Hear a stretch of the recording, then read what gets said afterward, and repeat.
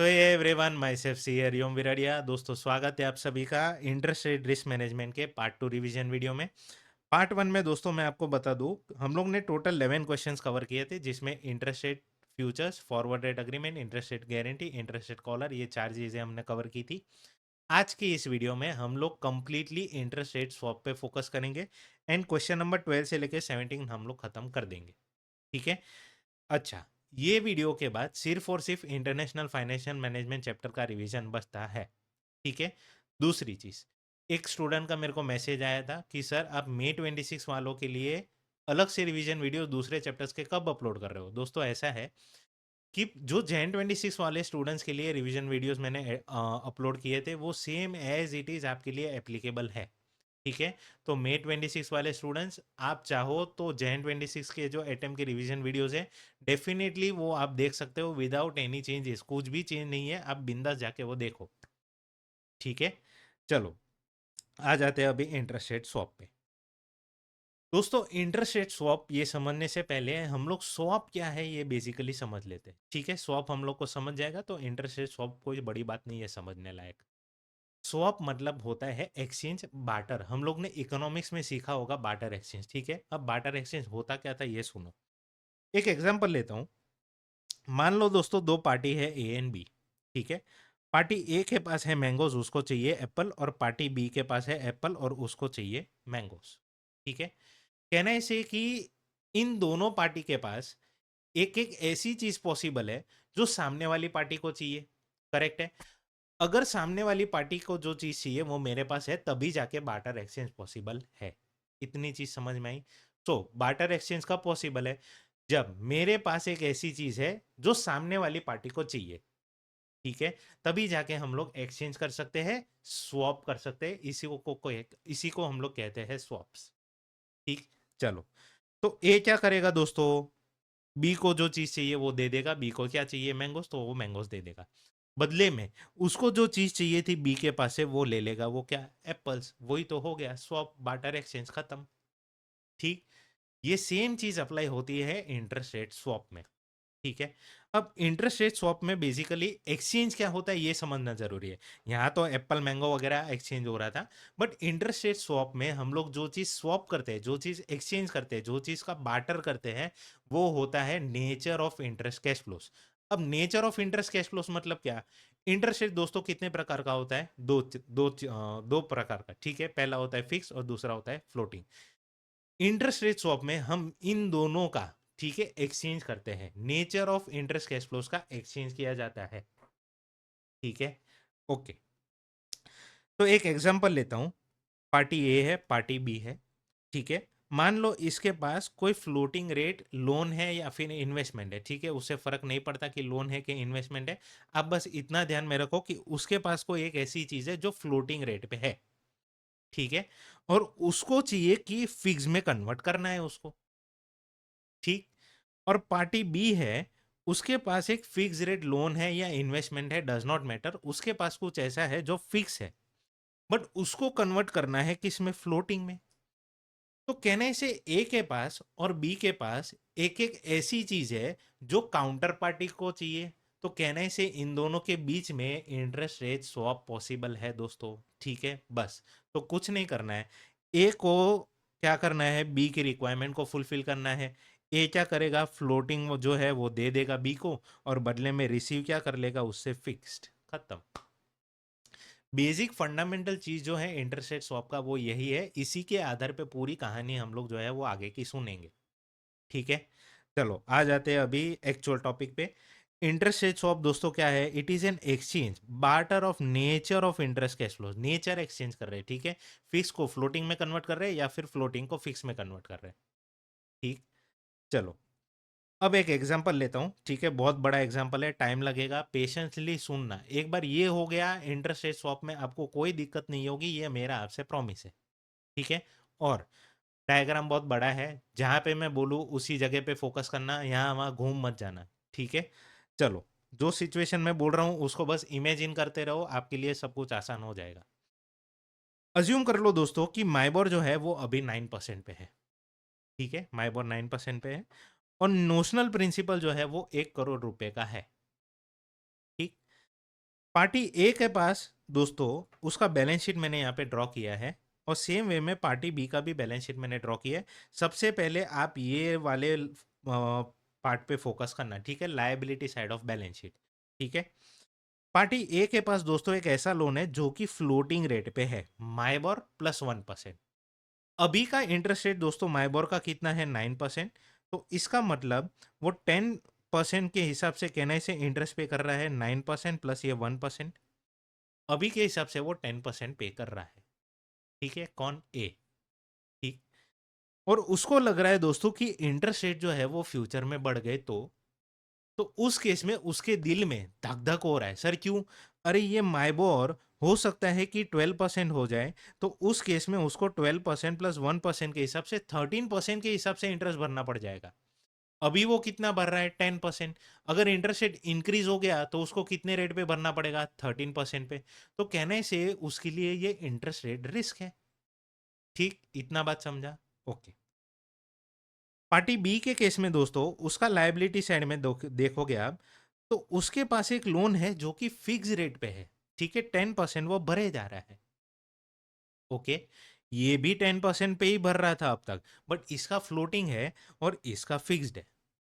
आप मुझे बताओ, क्या इसका कोई इंटरेस्ट रेट रिस्क है? नहीं, मैंने आपको ये पहले वाले वीडियो में भी बोला था, क्योंकि इसके कैश फ्लोज में कोई अनसर्टेनिटी नहीं है, सर्टेनिटी है, फिक्स्ड है। इंटरेस्ट का जो कैश फ्लो है वो एक फिक्स रेट से जा रहा है, फिक्स्ड अमाउंट से जा रहा है, तो कोई रिस्क नहीं है। ठीक है, और पार्टी बी को ऐसा लग रहा है कि इंटरेस्ट रेट जो है वो गिरने वाले हैं। ठीक, कुछ समझ में आया? तो पार्टी बी को ऐसा लग रहा है कि इंटरेस्ट रेट गिरने वाला है, तो पहली बात इसमें उसका कोई रिस्क नहीं है। ठीक है, 10% से होके अगर इंटरेस्ट रेट 8% हो जाता है तो वो रिस्क नहीं कहलाएगा। रिस्क तभी होता है जब ये रेट जो होता है ना वो फ्लोटिंग होता है, कैश फ्लो अनसर्टेन होते हैं, उसको बोलते हैं इंटरेस्ट रेट रिस्क। बट यहाँ पे आपका कैश फ्लो जो है वो सर्टेन है। सर रिस्क तो नहीं है बट लॉस तो हुआ ना। अगर इंटरेस्ट रेट जो है वो कल को 10% से 8% पे आ गया, तो कहने से मैं तो हायर रेट पे इंटरेस्ट भरे जा रहा हूँ मेरे जेब से। हाँ, लॉस तो हो रहा है। ठीक है, तो कहने से पार्टी बी के लिए इंटरेस्ट रेट रिस्क नहीं है, बट उसके लिए एक अपॉर्चुनिटी लॉस फील हो रहा है उसको। ठीक है, कि कल को अगर इंटरेस्ट रेट कम हो गया तो मैं तो कम रेट पे भर सकता था, और मैं तो अभी ज्यादा रेट पे भरे जा रहा हूँ। ठीक है, तो ये अपॉर्चुनिटी लॉस उसको फील होगा, इंटरेस्ट रेट रिस्क नहीं है उसका। ठीक, अब क्योंकि पार्टी ए को लग रहा है कि इंटरेस्ट रेट इंक्रीज होने वाला है उसके फ्लोटिंग रेट लोन पे, वो ये चाहेगा कि ये रिस्क को हेज कर लिया जाए। ठीक है, तो हेज करने के लिए वो दोस्तों क्या चाहेगा कि ये फ्लोटिंग को फिक्स में कन्वर्ट कर लूं। ठीक है, जो चीज में अनसर्टेनिटी है उसको हटाना है अनसर्टेनिटी को, तो कहने से फ्लोटिंग को मैं फिक्स में कन्वर्ट कर दूंगा। ठीक, और दूसरी तरफ पार्टी बी को ऐसा लग रहा है कि इंटरेस्ट रेट कम हो गया तो मेरा अपॉर्चुनिटी लॉस होगा, तो वो अपॉर्चुनिटी लॉस ना हो, इसीलिए कहने से मैं ये फिक्स को फ्लोटिंग में कन्वर्ट कर देता हूं, ताकि कल को जाके अगर इंटरेस्ट रेट गिरा तो मैं तो फ्लोटिंग रेट पे कम रेट पे इंटरेस्ट भरूंगा। ठीक है, तो कहने से कि party A and party B, इन दोनों की रिक्वायरमेंट जो है वो अपोजिट है। इसके पास फ्लोटिंग है, इसको कन्वर्ट करना है फिक्स में। ठीक है, मैं यहां पे लिख देता हूं convert to fix, convert to fix, और यहां पे लिख देता हूं कन्वर्ट टू फ्लोटिंग। ठीक है, समझ में आया? पार्टी ए के पास दोस्तों फ्लोटिंग है, पार्टी ए के पास फ्लोटिंग है, उसको चाहिए फिक्स, उसको चाहिए फिक्स। ठीक है, पार्टी बी के पास, पार्टी बी के पास फिक्स्ड है, उसको कन्वर्ट करना है फ्लोटिंग में। पार्टी बी के पास फिक्स्ड है, उसको कन्वर्ट करना है फ्लोटिंग में। कर लो बार्टर एक्सचेंज, कर लो इंटरेस्ट रेट स्वैप। अब स्वैप होता कैसे है, सुनो। पार्टी ए क्या करेगा दोस्तों, वो तो अपने लोन पे इंटरेस्ट भरे जाएगा। ठीक है, और ए जो है बी के साथ एक स्वैप अग्रीमेंट कर लेगा, और वो स्वैप अग्रीमेंट में होगा क्या वो सुनो। ठीक है, ध्यान से ध्यान अभी ध्यान देना, ठीक है, इंपॉर्टेंट चीज आ रही है। जब पार्टी ए पार्टी बी के साथ स्वैप एंटर करता है तो होता क्या है, उसका जो फ्लोटिंग रेट है वो कन्वर्ट हो जाता है फिक्स में, मतलब कि वो कहलाता है स्वैप बायर। ठीक है, स्वैप बायर क्यों? क्योंकि उसने हेज को बाय किया, फ्लोटिंग को कन्वर्ट कर दिया फिक्स में, मतलब कि अभी उसका इंटरेस्ट रेट रिस्क जो है वो चला गया, मतलब कि उसने उस रिस्क को हेज कर लिया। और हेज बाय करना मतलब कि स्वैप को बाय करना। ठीक है, इतनी चीज समझ में आई। तो पार्टी ए क्या बन गया? Swap buyer. अब नेचुरली काउंटर पार्टी क्या बनेगी? Swap seller.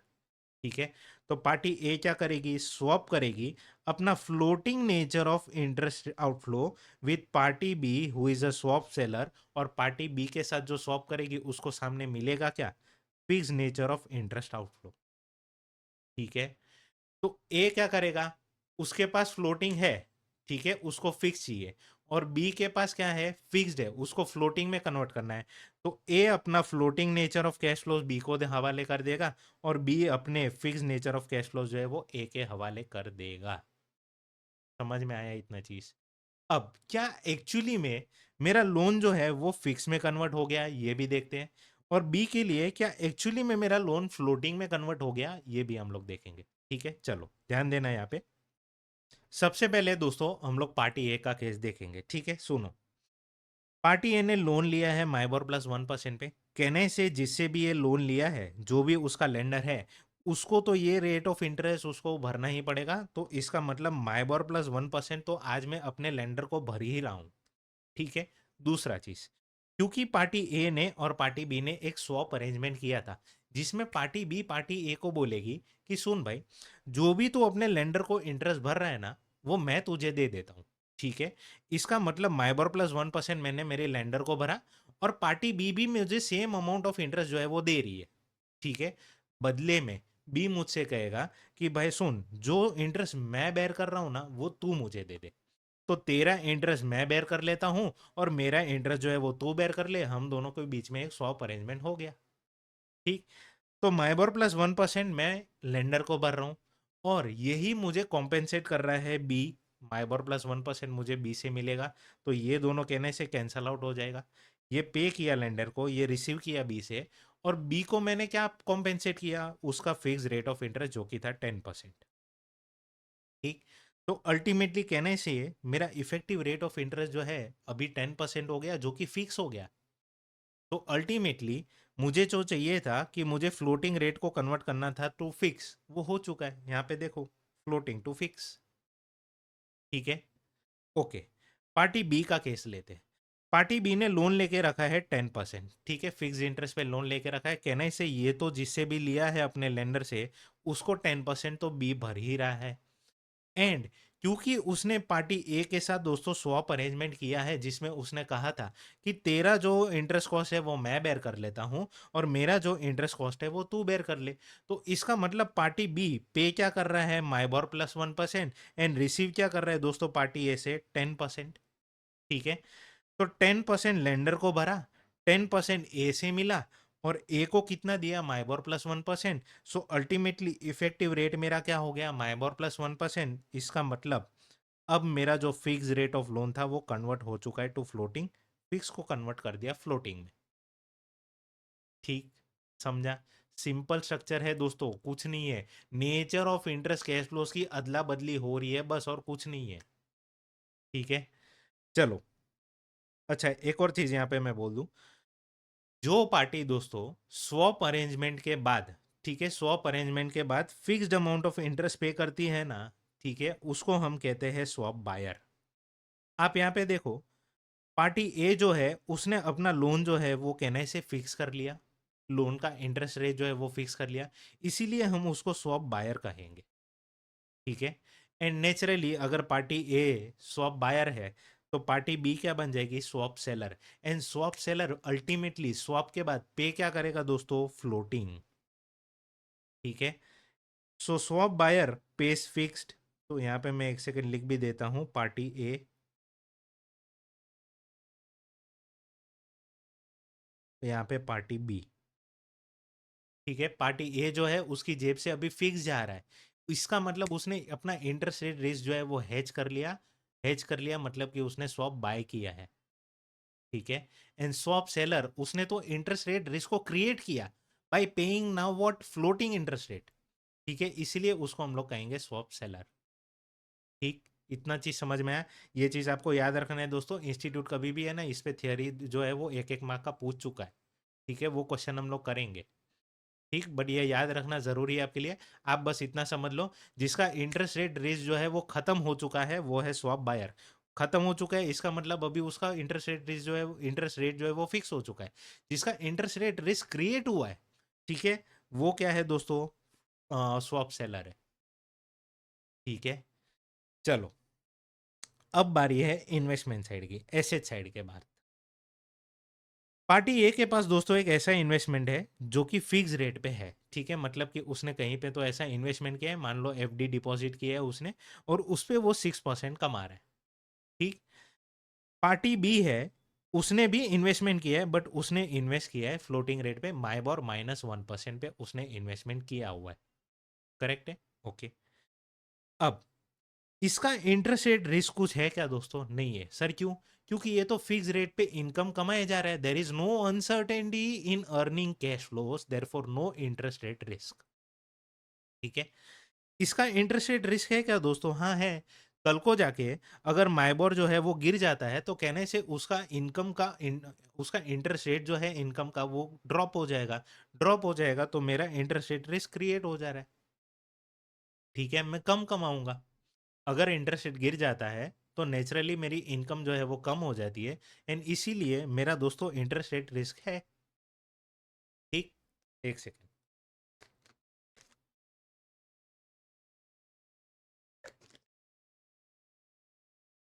ओके, अब सुनो। पार्टी ए को क्या लग रहा था दोस्तों? इंटरेस्ट रेट जो है वो इंक्रीज होने वाला है। पार्टी बी को लग रहा था इंटरेस्ट रेट जो है वो डिक्रीज होने वाला है। अगर डिक्रीज हो गया इंटरेस्ट रेट तो कहने से बी को तो दिल में धक धक हो ही रहा है, क्योंकि कल को जाके अगर इंटरेस्ट रेट कम हो गया तो मेरी इंटरेस्ट इनकम कम हो जाएगी, ठीक है, इसलिए उसका इंटरेस्ट रेट रिस्क है। तो ये क्या चाहेगा दोस्तों? ये चाहेगा कि ये फ्लोटिंग जो है इसको फिक्स में कन्वर्ट कर ले, करेक्ट है, ओके। पार्टी ए का मैं बोलूं दोस्तों, उसको लग रहा है कि इंटरेस्ट रेट जो है वो इंक्रीज होने वाला है, और वो तो कमा रहा है फिक्स्ड। तो कल को जाके अगर इंटरेस्ट रेट इंक्रीज हो जाता है दोस्तों, तो वो तो ये सोचेगा ना कि यार मुझे तो सिर्फ 6% मिल रहा है और मार्केट में तो इंटरेस्ट रेट अभी ज्यादा मिल रहा है।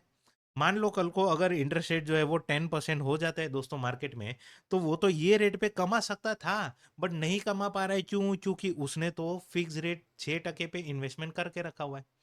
तो ये 4% का उसको अपॉर्चुनिटी लॉस फील होगा कि मैं कमा सकता था ज्यादा बट नहीं कमा पा रहा हूं सर, क्यों? बिकॉज मेरा इंटरेस्ट रेट जो है वो फिक्स है। तो वो क्या चाहेगा? ये अपॉर्चुनिटी लॉस को अवॉइड करने के लिए दोस्तों वो चाहेगा कि ये फिक्स जो है उसको वो फ्लोटिंग में कन्वर्ट कर दे, ठीक है। इसको मैं हटा देता हूँ ये सब, वरना आपको नोट्स जब दूंगा तो आपको मजा नहीं आएगा, ठीक। कहने से पार्टी ए को अपना फिक्स जो है वो फ्लोटिंग में करना है, एंड पार्टी बी को अपना फ्लोटिंग जो है वो दोस्तों फिक्स में करना है। कहने से दोनों की रिक्वायरमेंट जो है ऑपोजिट है, एंड इसीलिए उन दोनों का दोस्तों बार्टर एक्सचेंज पॉसिबल है, उन दोनों के बीच में एक इंटरेस्ट रेट स्वैप पॉसिबल है, दैट्स इट। दोनों ही केस में, चाहे फिर वो लोन हो या फिर इन्वेस्टमेंट हो, हम लोग स्वैप तभी कर सकते हैं जब दोनों पार्टी का ऑपोजिट रिक्वायरमेंट होता है, ठीक है। एक के पास फ्लोटिंग है और दूसरों को फ्लोटिंग चाहिए, और इसके पास फिक्स्ड है एंड इसको फिक्स चाहिए, तभी जाके स्वैप पॉसिबल है, वरना स्वैप पॉसिबल ही नहीं है, ठीक। चलो, तो अब लेता हूं मैं पार्टी ए का केस। पार्टी ए दोस्तों, वो इनकम कितना कमा रहा है? कहने से जिसके पास भी उसने इन्वेस्टमेंट किया है उससे ये 6% था वो कमाने वाला है, ठीक है। एंड क्योंकि उसने स्वैप अरेंजमेंट किया था बी के साथ, तो उसमें वो क्या करेगा? बी बोलेगा कि देख भाई, जो भी इंटरेस्ट इनकम तू कमा रहा है ना वो तू मुझे दे दे, ठीक है। तो जो ये 6% मैंने कमाया ये डायरेक्टली मैं बी को जाके दे दूंगा, एंड बदले में मैं रिसीव क्या करूंगा? बी से माइबोर +1%, माइबोर -1%, ठीक है। तो ये 6% आया, 6% गया, एंड बी से मुझे मिला माइबोर -1%, तो इफेक्टिव रेट अब मेरा इन्वेस्टमेंट पे कितना है? माइबोर -1%, एंड देयरफॉर मैंने मेरी फिक्स को कन्वर्ट कर दिया फ्लोटिंग में, मैंने मेरे फिक्स रेट ऑफ इन्वेस्टमेंट को कन्वर्ट कर दिया फ्लोटिंग में, जो कि मुझे चाहिए था। बी का केस लेते हैं। बी दोस्तों रिसीव करेगा अपने, जिसको भी उसने पैसा दिया होगा उससे वो रिसीव करेगा कितना, माइबोर -1%। ठीक है, तो रिसीव करेगा माइबोर -1%। अब क्योंकि उसने ए के साथ स्वैप अरेंजमेंट किया था, तो उसमें वो क्या बोलेगा कि जो भी इंटरेस्ट इनकम मैं कमा रहा हूं वो मैं तुझे दे देता हूं, बदले में तू ये जो 6% है वो मुझे दे दे। ठीक है, तो माइबोर -1% जो मेरे पास आया गया, और बदले में मुझे मिला क्या, 6%। तो मेरा इफेक्टिव रेट जो है वो फिक्स हो चुका है 6% पे, तो मैंने मेरी फ्लोटिंग रेट इन्वेस्टमेंट को फिक्स रेट में कन्वर्ट कर दिया, खत्म। ठीक है, समझ में आया दोस्तों इतना? एक सेकेंड, सारी चीजें समझी दोस्तों।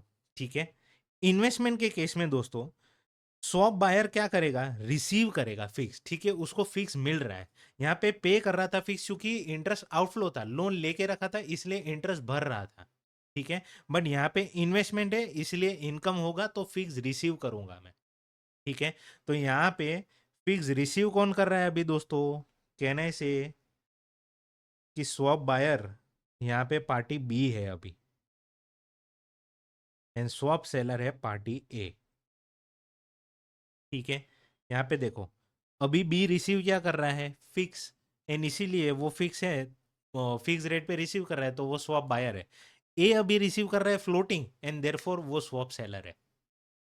ठीक है, तो यहाँ पे मैंने वही चीज लिखी है, पार्टी ए जो कि है swap seller, swaps is fix nature of interest inflow आएगा यहाँ पे, एक सेकंड, कॉपी पेस्ट में मिस्टेक हुआ है, fix nature of interest inflow with floating nature of interest inflow with party B जो कि है स्वैप बायर। ठीक है, पार्टी बी पार्टी ए को बोलेगा कि तू जो भी अर्न कर रहा है वो तो मुझे दे दे, और मैं जो भी अर्न कर रहा हूं वो तू ले ले। ठीक है, तो पार्टी बी रिसीव क्या कर रहा है, फिक्स्ड, एंड इसीलिए वो स्वैप बायर है। पार्टी ए रिसीव क्या कर रहा है दोस्तों, फ्लोटिंग, एंड इसीलिए वो स्वैप सेलर है। ठीक है, पूरा डायग्राम समझा? ये आपके लिए मतलब एग्जाम डे को आप ये चाहो तो रिफर कर लेना, वरना डायरेक्ट क्वेश्चन सॉल्व करना है वो भी बेटर रहेगा। ठीक है, बट एक बार ये ग्लांस ले लोगे ना तो आपका रिवीजन जो है वो थोड़ा स्पीड अप हो जाएगा। करेक्ट, बस इतना ही कॉन्सेप्ट दोस्तों हमको सॉफ्ट में सीखना था। अब डायरेक्ट मैं क्वेश्चन सॉल्विंग पे आता हूँ। क्वेश्चन नंबर 12 से स्टार्ट करते हैं, चलो।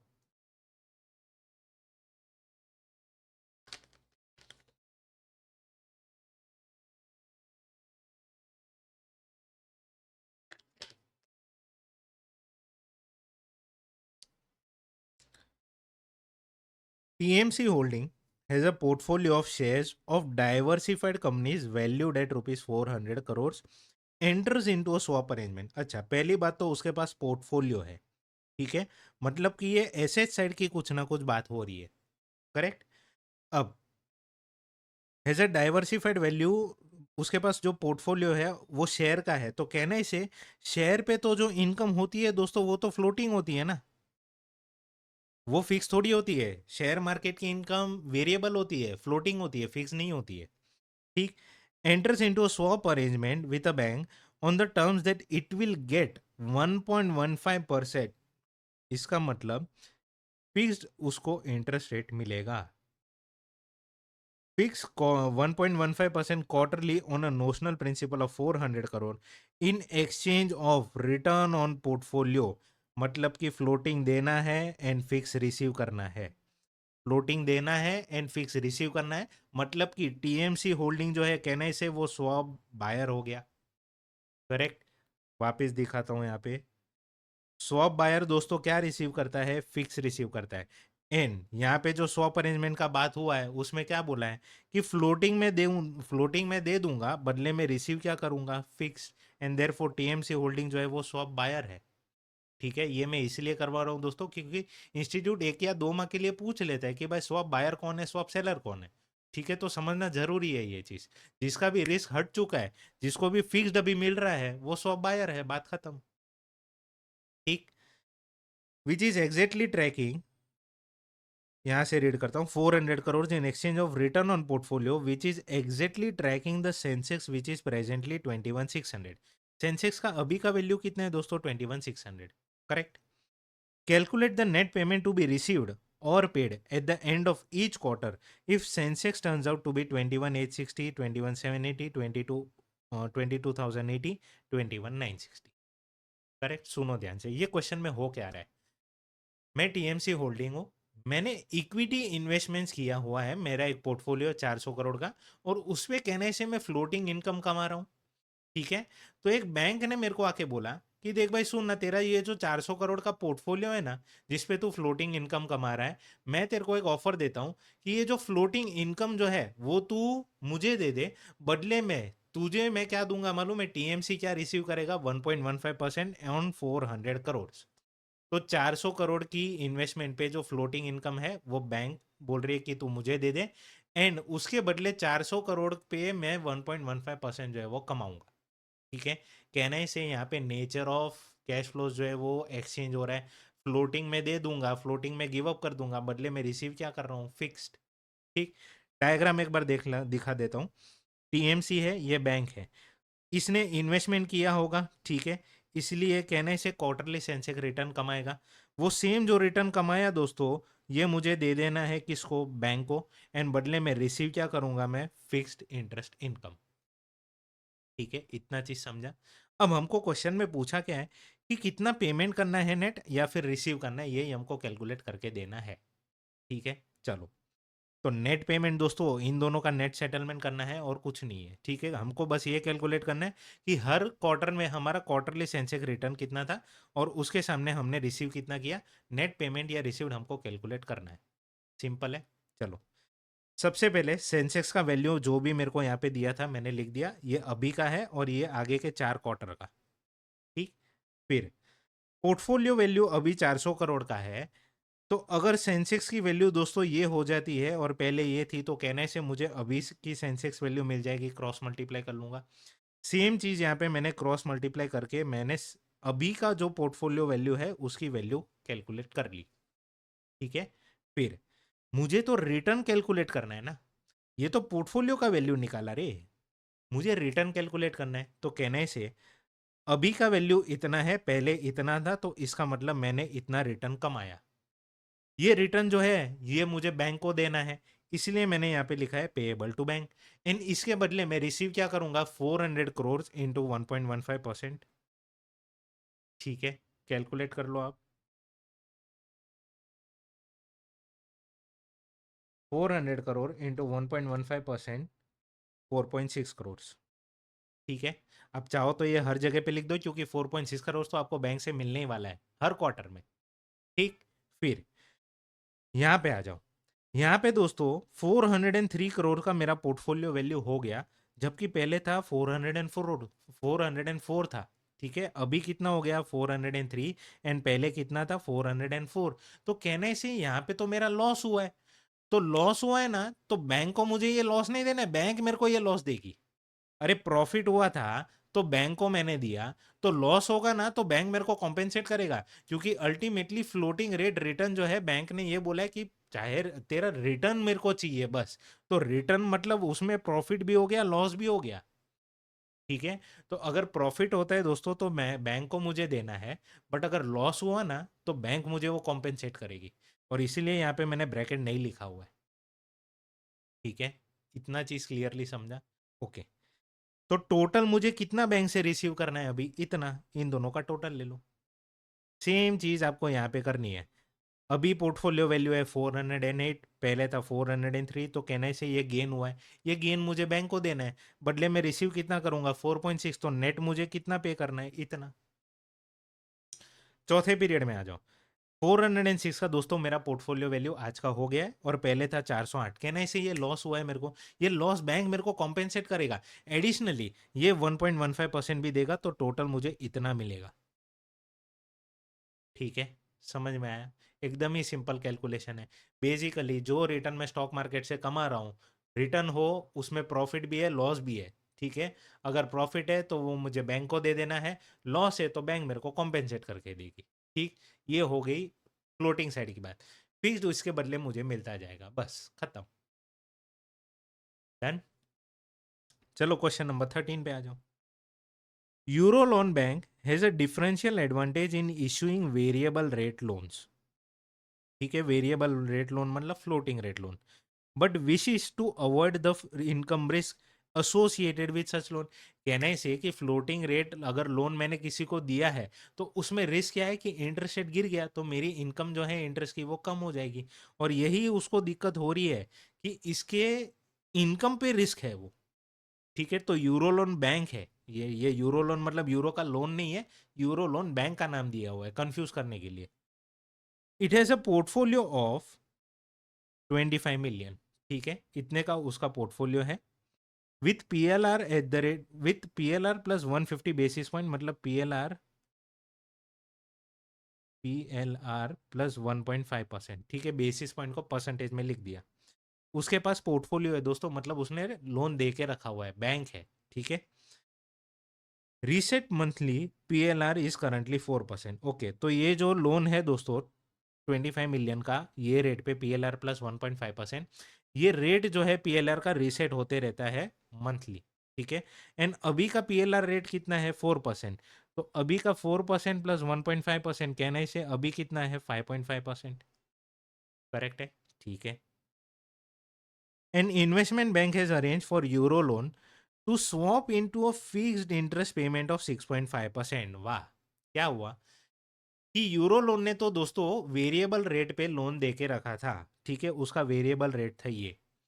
अब एक बैंक आई, उसने यूरो लोन से कहा कि सुन ना, तेरा ये जो फ्लोटिंग इंटरेस्ट रेट है ना, इनकम जो तू कमा रहा है फ्लोटिंग रेट पे, इसके बदले मैं तेरे को फिक्स में कन्वर्ट करके दे दूंगा। ठीक है, और मैं फिक्स में तुझे 6.5 दूंगा। करेक्ट। ओके, इतना चीज समझा, फिक्स्ड इंटरेस्ट पेमेंट ऑफ 6.5%। तो स्वैप बायर कौन हुआ दोस्तों? कहने से कि यूरो लोन को अभी फिक्स मिलेगा, इसलिए वो स्वैप बायर हो जाएगा, एंड ये जो इन्वेस्टमेंट बैंकर है ये स्वैप सेलर हो जाएगा। समझा? जानबूझ के ये चीज मैं बार बार हैमर कर रहा हूं ताकि आपके दिलो दिमाग में फिट हो जाए। ठीक है, सॉरी, दिलो दिमाग में फिट हो जाए। Okay, on notional amount of loan for its variable interest income. If Euro loan agrees to this, what amount of interest is received and given in the first month? Okay, तो वो receive क्या कर रहा है दोस्तों 6.5%। ठीक है, and पे क्या करेगा वो 5.5%। ठीक है, यहाँ पे देखो ये 4% था प्लस 1.5%, वो कैलकुलेट किया मैंने 5.5%। ठीक है, तो 6.5 के हिसाब से आप निकालो ना दोस्तों, 25 मिलियन इंटू 6.5% इंटू 1/12 मंथ्स, ये आता है 1,35,416। ठीक है, फिक्स में रिसीव कर रहा हूँ, एंड पे क्या कर रहा हूँ दोस्तों, मैं फ्लोटिंग पे कर रहा हूँ एट द रेट ऑफ 5.5%। तो 5.5% इंटू 25 मिलियन इंटू 1/12 करूँ तो वो आता है 114,583। ठीक है, और नेट दोस्तों मैंने कितना रिसीव किया, इतना, जो कि सिंपल है ना, 6.5% के हिसाब से रिसीव कर रहा हूँ, 5.5% के हिसाब से पे कर रहा हूँ, तो 1% का प्रॉफिट। 1% आप इसमें निकाल लो 25 मिलियन पे फॉर 1 मंथ, करो calculate, 25 million into 1% divide by 12, इतना आना चाहिए। ठीक है, डायग्राम से समझना है तो डायग्राम से समझा देता हूँ। यूरो लोन है एंड ये इन्वेस्टमेंट बैंक है, कहने से इसने लोन दे के रखा हुआ है, इसलिए इंटरेस्ट इनकम हो रही है, कौन सी, फ्लोटिंग की, पीएलआर प्लस 1.5%। ठीक है, एंड इन्वेस्टमेंट बैंक जो है वो रिसीव कर रहा है 6.5% के हिसाब से फिक्स रेट। ठीक है, अब ये इन्वेस्टमेंट बैंक आया, बोलता है कि देख, जो तू रिसीव कर रहा है ना वो तू मुझे डायरेक्टली दे दे, और मैं जो रिसीव कर रहा हूँ वो मैं तुझे डायरेक्टली दे देता हूँ, स्वैप अरेंजमेंट खत्म। जो मेरे पास है वो मैं तुझे दे देता हूँ, जो तेरे पास है वो तो मुझे दे दे, बात खत्म, एक्सचेंज हो गया। ठीक, चलो, फिर हमसे पूछा है, further assume that PLR is increase by 200 basis point. Okay, तो अगर पीएलआर दोस्तों 200 बेसिस पॉइंट से बढ़ जाता है तो कहने से ये 6% हो जाएगा प्लस 1.5%। ठीक है, कितना हुआ ये 7.5%। तो इसका मतलब यहाँ पे अब मैं रिसीव करूँगा, सॉरी ये नहीं, यहाँ पे मैं पे करूँगा 7.5%। ठीक है, कर लो कैलकुलेट वापस से, 25 मिलियन इंटू 6.5%, 6.5 तो हमने लिखा ही है ना, यही है वो। 7.5 ले लो, 25 मिलियन इंटू 7.5% डिवाइड बाई 12, 1,56,250। ठीक, और इतना मैं नेट लॉस मेरे को भरना पड़ेगा। सर ये नेट लॉस कैसे आया? बेटा ये 1% का लॉस है, सिंपल कैलकुलेट कर लो, एग्जैक्टली इतना आएगा। 1% का यहाँ पे गेन था तो इतना है, 1% का लॉस है तो डायरेक्टली यहाँ पे लॉस लिख दो ना, कॉपी पेस्ट। ठीक है, समझा? ओके, डायग्राम में बस ये एक पीएलआर चेंज होता है, बाकी सब कुछ सेम रहता है। ठीक है, क्योंकि चेंज क्या हुआ था, PLR increase by 200 basis point. So जो ये 4% था वो अभी 6% हो चुका है, खत्म।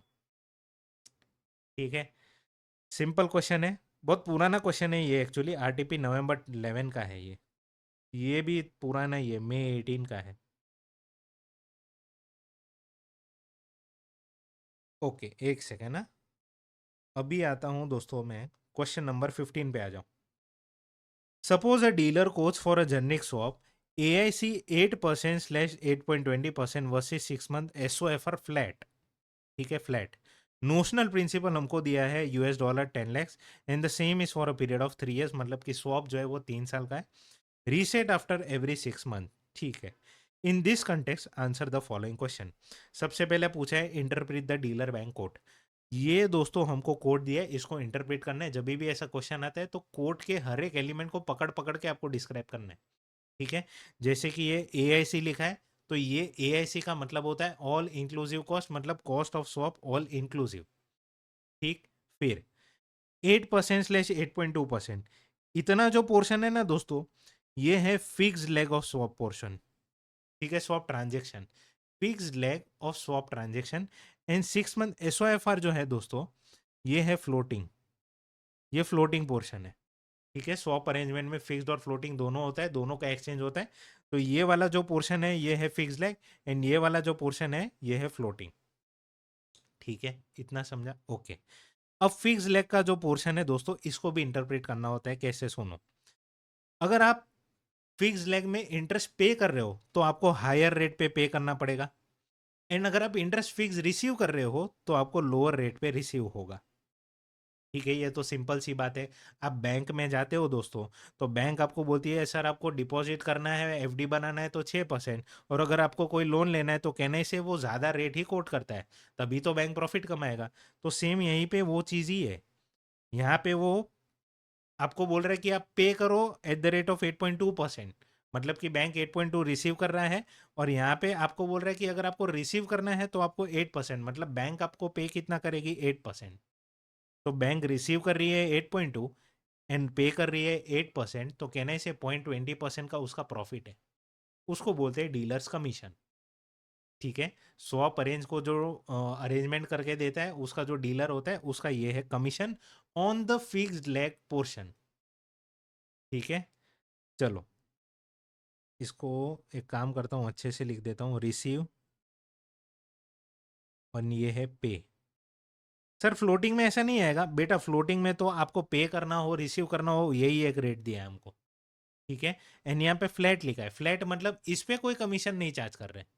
ठीक है, तो पूरे स्वैप के लिए हम लोग नेट कमीशन कितना कमा रहे हैं बैंक के पॉइंट ऑफ व्यू से? अगर हम लोग बैंक है तो हम लोग कितना कमीशन कमा रहे हैं? सिर्फ और सिर्फ 0.20% का, खत्म। ठीक, ये इंटरप्रिटेशन पूरा यहाँ पे लिखा हुआ है। ओके, आप रीड करो। If a firm is buying a swap, okay, तो स्वैप बायर क्या करता है दोस्तों? उसको आप पूछा है हमको नेचर ऑफ कैश फ्लो क्या होगा, तो स्वैप बायर का मैंने आपको बोला दोस्तों, वो फिक्स पे करता है, रिसीव करता है क्या? फ्लोटिंग। करेक्ट है, तो फिक्स पे कर रहा है तो पे करेगा तो 8.20% पे करेगा। करेक्ट, एंड रिसीव कर रहा है तो रिसीव क्या करेगा? 6 मंथ SOFR। डन। फिर swap buyer pays fixed interest at the rate of 8.2% which is higher of both the rate 8% and 8 to 8.2%, and receives floating interest at the rate of 6 month SOFR, खत्म। फिर है swap seller का। Swap seller में दोस्तों exactly उल्टा होता है। ठीक है, फ्लोटिंग को पे किया जाता है, फ्लोटिंग को पे किया जाता है, एंड रिसीव किया जाता है फिक्स्ड। तो फ्लोटिंग पे कर रहा हूं तो वो तो किस रेट से करूंगा, कहने से वो तो 6 मंथ एसओएफआर के हिसाब से पे करूंगा। एंड रिसीव किस हिसाब से करूंगा, 8%। अगर आपको रिसीव करना है तो कितना रेट है, 8% का। So swap seller pays the floating interest at the rate 6 month SOFR and receives at the rate 8% fixed interest। खत्म। फिर रुको,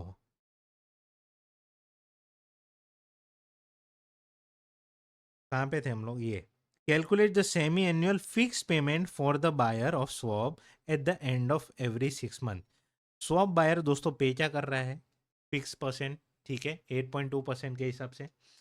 तो 8.2% एंड सेमी एनुअल कैलकुलेशन करना है। तो एक second, $10 lakh into 8.2% divide by 2, 41,000 आना चाहिए, आ रहा है, ठीक है। तो 41,000 वो पे कर रहा है, 41,000 वो पे कर रहा है। If the 6 month period from the effective date of swap to the settlement date comprises of 181 days and that the corresponding SOFR was 5% on the effective date of swap, then what will be the first floating rate payment to the buyer? Buyer को floating मिल रहा है, यहाँ पे देखो floating मिल रहा है, ठीक है। अब वो किस रेट से मिलेगा, 6 मंथ एसओएफआर। वो 6 मंथ एसओएफआर का रेट क्या था दोस्तों, जब स्वैप एंटर किया तब 5% का। तो 5% के हिसाब से 181 डेज का मेरे को कितना पेमेंट मिलेगा, $10 लाख पे, वो हमको काउंट कैलकुलेट करके देना है, ठीक है। टोटल नंबर ऑफ डेज यहाँ पे हमको दिया हुआ है 360 के, 360 टोटल नंबर ऑफ डेज है, उसी के हिसाब से कैलकुलेशन करना है, ठीक है। $10 lakh into 5% into 181 divide by 360 करो, आपका आंसर आ रहा है कुछ ऐसा, 25,138.89 इतना मैंने रिसीव किया, ठीक है। क्योंकि मैं स्वैप बायर हूं तो पे इतना कर रहा हूं, रिसीव इतना कर रहा हूं। तो दोस्तों नेट कितना मैं पे कर रहा हूं, 41,000 माइनस मेमोरी रिकॉल कर दो, 15,861.11। If the settlement is on net basis, how much the buyer of swap has to pay or receive at the end of first 6 month? उसको इतना पे करना पड़ेगा, ठीक है। देख लो 15,861.11, करेक्ट। चलो आ जाते हैं क्वेश्चन नंबर 17 पे, आ जाओ अभी। Derivative bank entered into a plain vanilla swap through overnight index swap on a principal of rupees 10 crore and agreed to receive MIBOR, okay, agree to receive MIBOR overnight floating rate. तो मैं receive क्या कर रहा हूं दोस्तों, floating, for a fix payment, मतलब pay कर रहा हूं फिक्स्ड एंड रिसीव कर रहा हूं क्या, फ्लोटिंग। तो कहने से डेरिवेटिव बैंक जो है वो एक स्वैप बायर है, ठीक है। पे कर रहा हूं मैं क्या, फिक्स, मैंने मेरा इंटरेस्ट रेट रिस्क जो है वो फिक्स कर दिया, हटा दिया, that means I am a hedge buyer, that means I am a swap buyer, correct. फिर the swap was entered into on Monday 2 August and was to commence on 3 August, मतलब कि ट्यूसडे को चालू हो जाएगा swap and run for a period of 7 days. Respective MIBOR rates for Tuesday to Monday, Tuesday से चालू होगा और अगले 7 दिन तक चलेगा, ठीक है। मतलब Tuesday, Wednesday, Thursday, Friday, Saturday, Sunday, Monday. तो ट्यूसडे से लेके मंडे तक का हमको रेट दिया हुआ है, ठीक है। अब यहाँ पे ध्यान देना, Tuesday, Wednesday, Thursday, Friday, Saturday, Sunday and Monday, ठीक है। यहाँ पे लिखा हुआ है संडे हॉलीडे, तो जो रेट सैटरडे को था वही रेट एप्लीकेबल होगा संडे को, ठीक है। आपने ये चीज़ देखी होगी कि गोल्ड खरीदने जाते हैं जब भी हम लोग, तो सैटरडे और संडे तो गोल्ड का जो कोटेशन होता है वो मार्केट बंद होता है, तो जो फ्राइडे को एप्लीकेबल होता है ना वही सैटरडे संडे को भी एप्लीकेबल होता है, ठीक है। If the derivative bank receives ₹317 on settlement, ठीक है।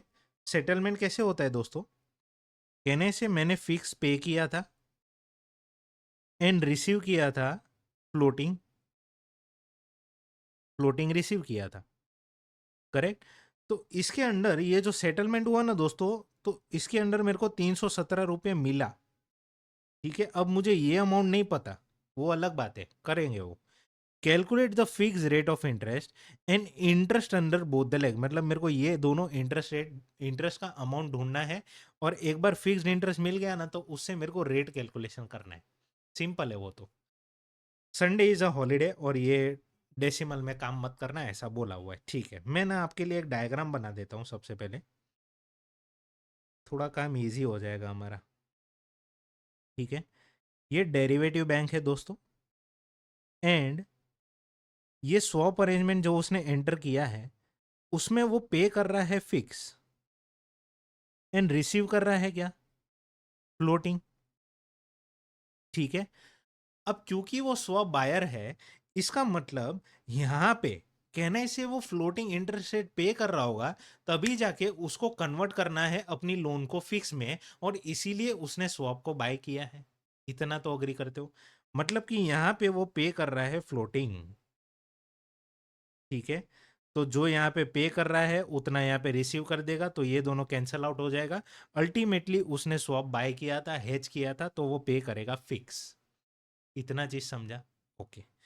अब हमको दोस्तों यहाँ पे ये कैलकुलेट करना है कि कितना उसने फ्लोटिंग इंटरेस्ट रेट पे किया है, तभी जाके इतना वो कॉम्पेंसेशन देगा। कौन? उसको, जो भी यहाँ पे सामने वाला डीलर होगा, वो उतना ही इंटरेस्ट फ्लोटिंग का देगा जितना उसने बेयर किया है।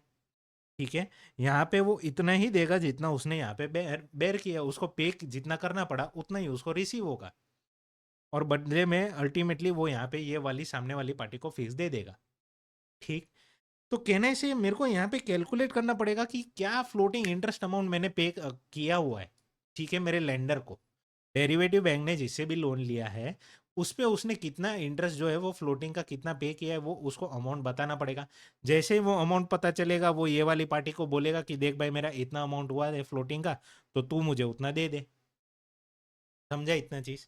ठीक है, तो बेसिकली मुझे यहाँ पे कैलकुलेट करना है फ्लोटिंग इंटरेस्ट अमाउंट। ठीक, अब ओवरनाइट इंडेक्स स्वैप का मतलब मैं आपको पहले बता दूं। ओवरनाइट इंडेक्स स्वैप मतलब ऐसा मत समझना कि एक रात का ही स्वैप है, नहीं। ओवरनाइट इंडेक्स स्वैप मतलब वो ओवर ड्यूरेशन वो एक्सटेंड किया जाता है। ठीक है, वो 1 साल तक भी हो सकता है, 2 साल, 10 साल, कितने भी सालों तक वो चला जा सकता है, कोई लिमिट नहीं होता उस पर। ठीक है, ओवरनाइट इंडेक्स स्वैप मतलब ऐसा मत समझ लेना एक रात गई स्वैप खत्म, नहीं। ओवरनाइट इंडेक्स स्वैप का पीरियड ऑफ ड्यूरेशन जो है वो कुछ भी फिक्स कर सकते हैं, और हमको क्वेश्चन में क्या दिया है, वो 7 दिन के लिए रहने वाला है। 7 दिन के लिए ओवरनाइट इंडेक्स स्वैप रहने वाला है, इसका मतलब 7वें दिन पे ये सेटलमेंट होने वाला है। ठीक है, इतना चीज समझा आपको? तो 7 दिन तक दोस्तों जो इंटरेस्ट हम लोग इसको पे करेंगे वो हम लोग कैलकुलेट करते रहते हैं। ठीक है, और वो कंपाउंडिंग इफेक्ट डालना होता है, इंटरेस्ट ऑन इंटरेस्ट कैलकुलेट करना होता है, क्योंकि सेटलमेंट अल्टीमेटली कब होने वाला है, 7 दिन बाद। तो 7 दिन तक अगर सेटलमेंट नहीं हो रहा है इंटरेस्ट का, तो वो इंटरेस्ट प्रिंसिपल पे चढ़ेगा, और फिर नेक्स्ट इंटरेस्ट कंप्यूटेशन जो है वो इंटरेस्ट ऑन इंटरेस्ट होगा वो। ठीक है, तो इसके लिए हम लोग यहाँ पे कंपाउंडिंग प्रिंसिपल पे इंटरेस्ट जो है वो कैलकुलेशन करते हैं। वो कैसे करते हैं अभी देखते हैं। मंडे से लेके दोस्तों हमने मंडे को दोस्तों प्रिंसिपल हम लोग का है 10 लाख का। ठीक है, और अगले 7 दिन के लिए हम लोग ने स्वैप एंटर किया हुआ है। वो हर एक रेट जो यहाँ पे मुझे दिया था वो मैंने लिखा है। एक चीज पे ध्यान देना, सैटरडे और संडे का रेट जो है वो 7.98% ही रहेगा। ठीक है, हर एक दिन का मैं इंटरेस्ट कंप्यूटेशन करूंगा, मतलब कि 7.75% is applicable for 1 day. 1 day divide by 365 हमको करना पड़ेगा कैलकुलेशन के लिए। हर जगह पे 1 डे 1 डे 1 डे 1 डे, बस यहाँ पे 2 दिन चूंकि सैटरडे एंड संडे। ठीक है, और यहाँ पे वापस से 1 डे। सबसे पहले 10 लाख पे दोस्तों 10 करोड़ है, करेक्ट? हाँ, 10 करोड़ पे दोस्तों मैं कैलकुलेशन करूंगा। 10 crore into 7.75% into 1/365 equal to 21,233, and ये वापस से प्रिंसिपल पे चढ़ जाएगा। इंटरेस्ट ऑन इंटरेस्ट इफेक्ट हमको लेना है। ठीक है, सो प्रिंसिपल प्लस इंटरेस्ट, अब ये हो गया हमारा रिवाइज्ड प्रिंसिपल अमाउंट। ठीक, ऐसा करते करते अब आप इस पे इंटरेस्ट कैलकुलेट करोगे। एक सेकेंड ना।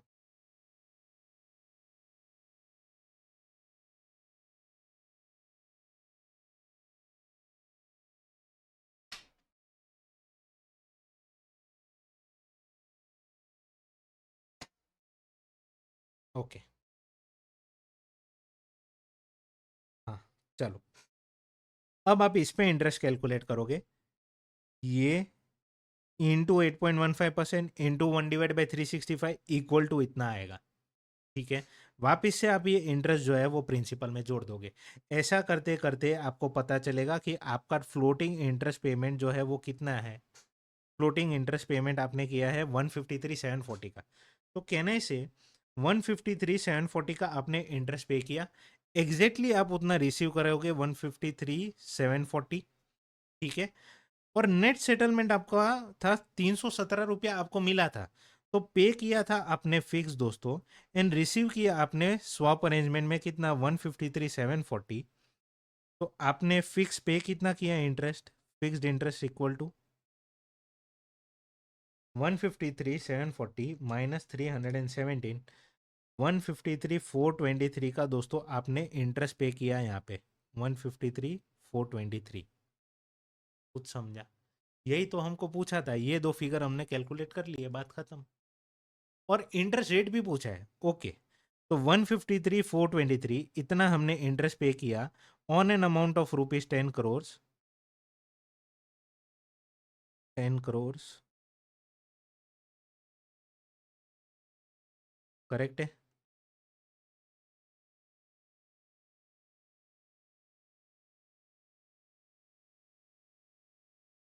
करेक्ट।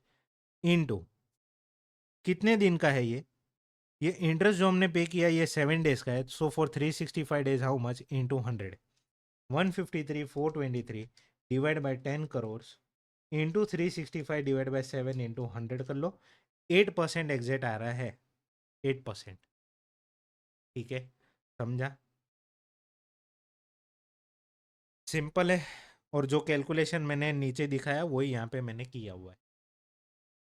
ठीक, ये अरेंजमेंट समझना बहुत ज़रूरी है, वरना कैलकुलेशन नहीं समझता। ठीक है, आप तो ऐसे करके आ जाओगे कि फ्लोटिंग का कैलकुलेशन ऐसे करना है, फिर नेट सेटलमेंट में से माइनस कर दो, फिक्स मिल गया। बट एक्चुअली में ट्रांजेक्शन ऐसे रन कर रहा है। ठीक है, ये समझ जाता है तो एग्जाम में कन्फ्यूजन अवॉइड होता है। कभी भी अगर क्वेश्चन घुमा के पूछेगे ना तो हमको आएगा। ठीक है, चलो अब दो क्वेश्चन बाकी है और दोनों ही मज़ेदार है। सबसे पहले क्वेश्चन नंबर 14 पे आ जाओ। A Limited, an Indian firm, has its subsidiary in Singapore. B Limited, a Singapore firm, has its subsidiary in India and face the following interest rate. Okay. तो A लिमिटेड है company, B limited है, ये कुछ काम का नहीं है, time pass है।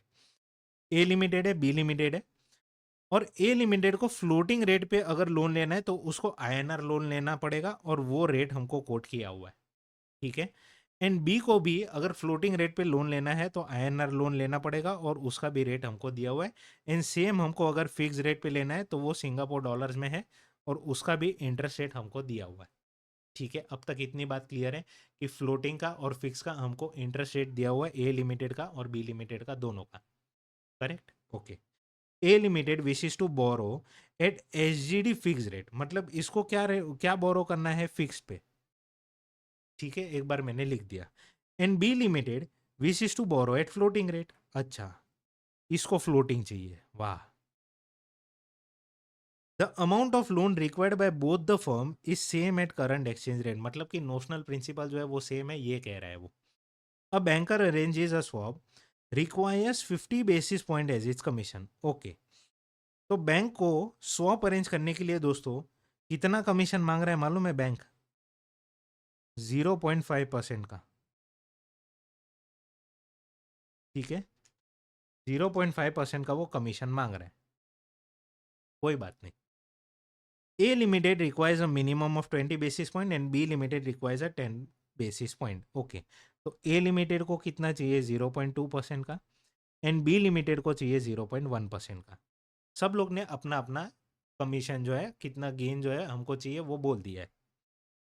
For structuring the deal, bank is very keen to structure the deal even if it has to forego the part of his commission. बोला है कि इन दोनों के बीच में स्वैप अरेंजमेंट करवाने के लिए मेरे को वैसे तो चाहिए 0.5%, बट अगर नहीं पॉसिबल हुआ तो ये नेगोशिएबल है। मतलब हो सकता है कि मैं इसको कम करके 0.4 कर दूं। ठीक है, वो डिपेंड करता है।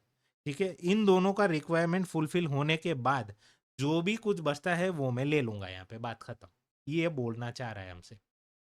ठीक है, ओके। ये क्या होगा ये ढूंढ लेंगे हम लोग, ठीक है। अभी तो उसको चाहिए कितना वो हमने लिखा हुआ है, ठीक है। चलो आगे। बैंक इज वेरी, अच्छा, रिक्वायर्ड हमसे पूछा है whether there are any advantages available to A limited and B limited. अब एडवांटेजेस मतलब क्या, सुनो। ए लिमिटेड दोस्तों, उसका फिक्स्ड, उस सॉरी उसका फ्लोटिंग एंड इसका फिक्स्ड। बी लिमिटेड के साथ आप कंपेयर करो, ठीक है। कहने से कि दोनों ही केस में ए लिमिटेड जो है उसको सस्ता इंटरेस्ट रेट मिल रहा है कंपेयर टू बी लिमिटेड। यहाँ पे देखो बीपीएलआर प्लस 0.5% और यहाँ पे 1.5% है। मतलब ए लिमिटेड को फ्लोटिंग में सस्ता मिल रहा है, ठीक है। ए लिमिटेड को फिक्स रेट पे लेना है तो 3% में मिल रहा है, और बी लिमिटेड को महंगा मिल रहा है 3.5% पे मिल रहा है। तो कहने से ए लिमिटेड को दोनों ही केस में सस्ता लोन मिल रहा है। इसका मतलब A limited has an absolute advantage, ठीक है। इसको एब्सोल्यूट एडवांटेज बोलते हैं। मतलब कि चाहे फ्लोटिंग हो फिक्स्ड हो, बी के कंपेयर में ए हमेशा मजबूत खड़ा है, ठीक है। इतना चीज समझा, इसीलिए उसको एब्सोल्यूट एडवांटेज कहा जाता है। दूसरी चीज, अगर आप इन दोनों का डिफरेंस निकालो तो यहाँ पे 1% है, और यहाँ पे डिफरेंस निकालो तो 0.5% है, करेक्ट। इसका मतलब अगर बी ए के साथ खुद को कंपेयर करे तो वो ये बोलेगा कि भाई फ्लोटिंग रेट लोन में मेरे को 1% महंगा मिल रहा है ए के कंपेयर में, ठीक है। एंड फिक्स में जाऊं अगर मैं तो मेरे को सिर्फ 0.5% महंगा मिल रहा है। इसका मतलब बी का एडवांटेज इन दोनों में से किस में है, यहाँ पे इसको बोलते हैं कंपेरेटिव एडवांटेज। कुछ समझा आपको, ठीक है। सो बी का कंपेरेटिव एडवांटेज है किस में, फिक्स रेट में। एंड ए का तो एब्सोल्यूट एडवांटेज है दोनों में, ठीक है। बस यही हमको डिस्क्राइब करके देना है। A limited has an absolute advantage in both the markets but has a comparative advantage in INR floating. Sir INR floating में कंपेरेटिव एडवांटेज कैसे पता चला? बेटा बी लिमिटेड का कंपेरेटिव एडवांटेज कहाँ पे है, फिक्स में है। इसका मतलब ए लिमिटेड का कहाँ पे होगा, आईएनआर में, ठीक है।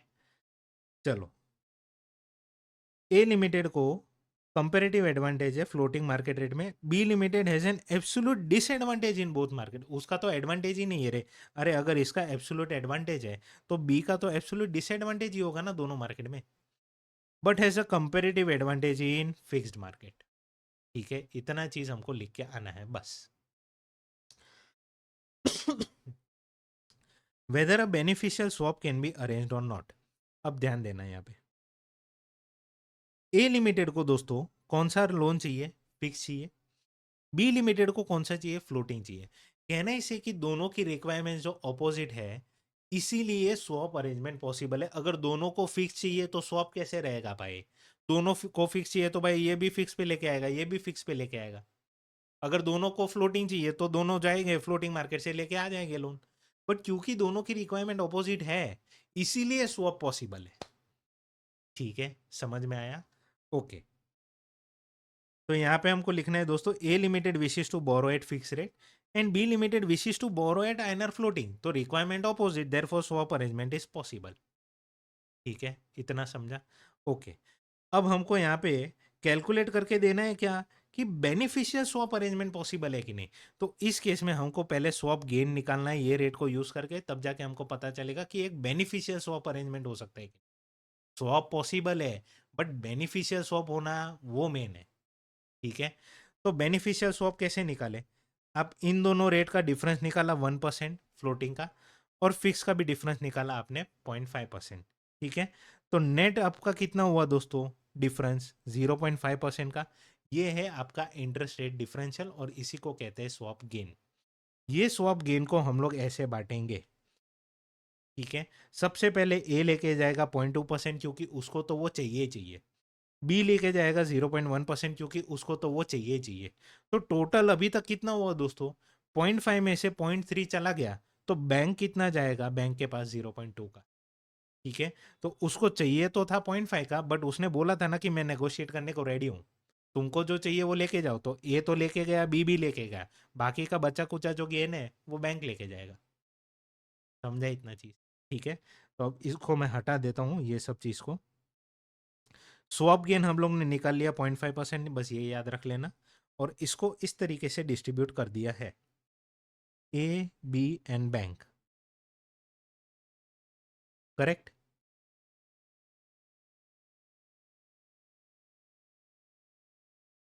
ओके, अब बात करते हैं। अच्छा, एक सेकेंड। क्योंकि ये 0.5% है, मतलब कि स्वैप गेन है, इसका मतलब बेनिफिशियल स्वैप पॉसिबल है। ठीक। And out of this, A limited will take a gain of 0.2%, B limited will take a gain of 1.1%, and banker will take the balance 0.2% as commission. बात खत्म। फिर आते हैं what rate of interest A limited and B limited will end up paying. अब इसमें ना आप directly answer दे सकते हो, ठीक है, आप अगर चाहो तो डायरेक्टली आंसर दे सकते हो। बट अगर इंस्टीट्यूट एग्जाम में पूछता है कि स्वैप कंस्ट्रक्शन करके दो, तो उस केस में कैसा है वो सॉल्यूशन मैंने यहाँ पे लिखा हुआ है।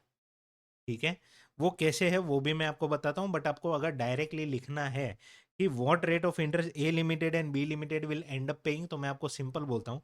ए लिमिटेड को क्या चाहिए था? फिक्स रेट ऑफ लोन, मतलब कि उसको पे कितना करना था? 3% के हिसाब से। तो 3% वो पे कर रहा है और इतना उसको गेन हुआ है, तो नेट इंटरेस्ट उसको कितना भरना पड़ेगा दोस्तों? कहना इसे 2.8%। करेक्ट। दूसरा, बी लिमिटेड के पास गेन कितना है? 0.1% का, और उसको फ्लोटिंग रेट पे करना है, तो वो ये रेट पे लोन लेके आएगा। ठीक है, बीपीएलआर प्लस 1.5% माइनस 0.1 कर दो ना, तो कहने से वो रेट भरेगा कौन सा? बीपीएलआर प्लस 1.4%। वो डायरेक्टली आप चाहो तो यहाँ पे देख सकते हो। ठीक है, बट इंस्टीट्यूट अगर आपको पूरा कंस्ट्रक्शन बोलता है कि बैंक ने भी कितना कमाया और पूरा स्वैप का अरेंजमेंट किस तरीके से किया जाएगा, डील किस तरीके से फ्रेम किया जाएगा, तो उसके लिए आपको ये पूरा करना पड़ेगा। ठीक है, चलो। तो अब मैं, अच्छा ये तो समझ गया ना यार, बच्चों वाला काम है। ठीक है, जिस रेट पे आपको लोन चाहिए, ए को किस रेट पे लोन चाहिए? फिक्स रेट पे 3% के हिसाब से वो लोन लेके आएगा। बट सामने उसको स्वैप गेन हुआ है 0.2% का, तो नेट इंटरेस्ट उसको कितना भरना है? 2.8% का। सेम चीज आपको बी की तरह सोचना है, बी के लिए सोचना है। ठीक है, ओके। चलो, एक सेकेंड, अभी मैं आपको सिखाता हूँ कि स्ट्रक्चरिंग किस तरीके से किया जाता है। हम एक काम करते हैं, पूरा स्वैप का जो डायग्राम है ना, वो वापस आपके सामने बना के दिखाता हूँ।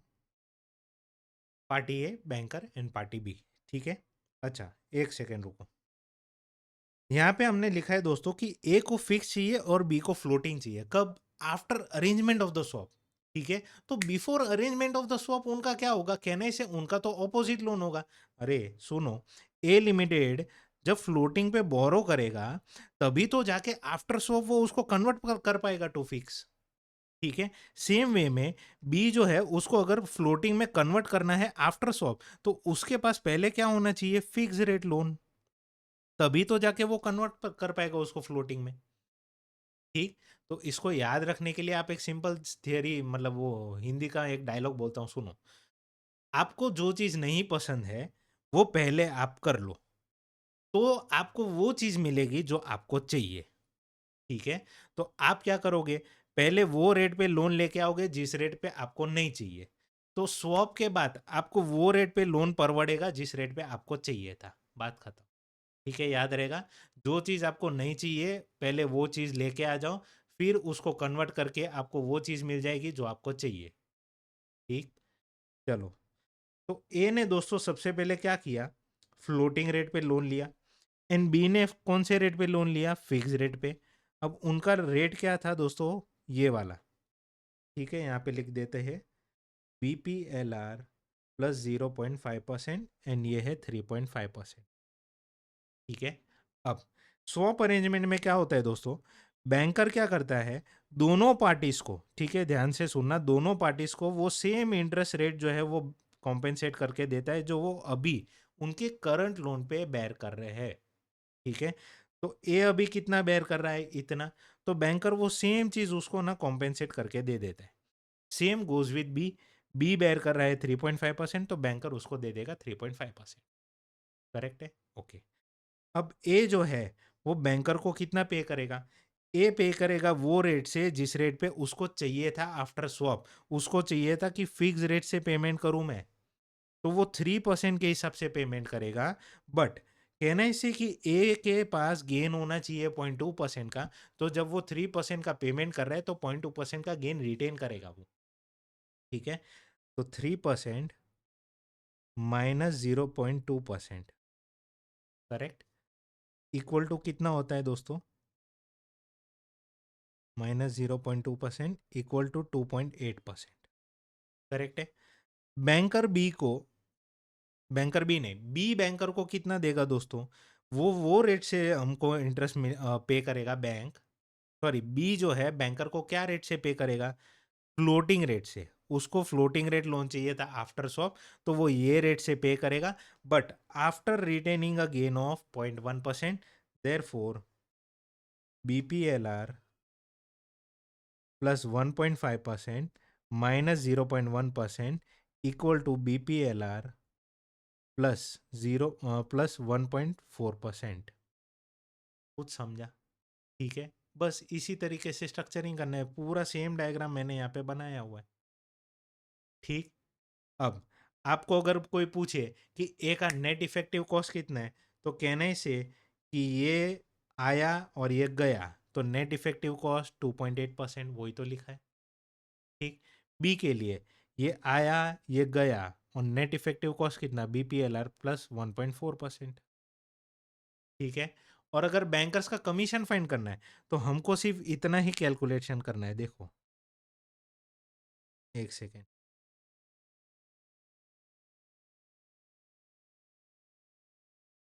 ये चारों का अगर आप टोटल ले लोगे ना दोस्तों, 2.8% ये मिला है, 1.4% ये बीपीएलआर प्लस 1.4% मिला है। एक सेकेंड, 2.8% रिसीव किया है, बीपीएलआर प्लस 1.4% रिसीव किया है, बीपीएलआर प्लस 0.5% पे किया है, 3.5% पे किया है। इसका आप टोटल ले लो, 0.2% आएगा।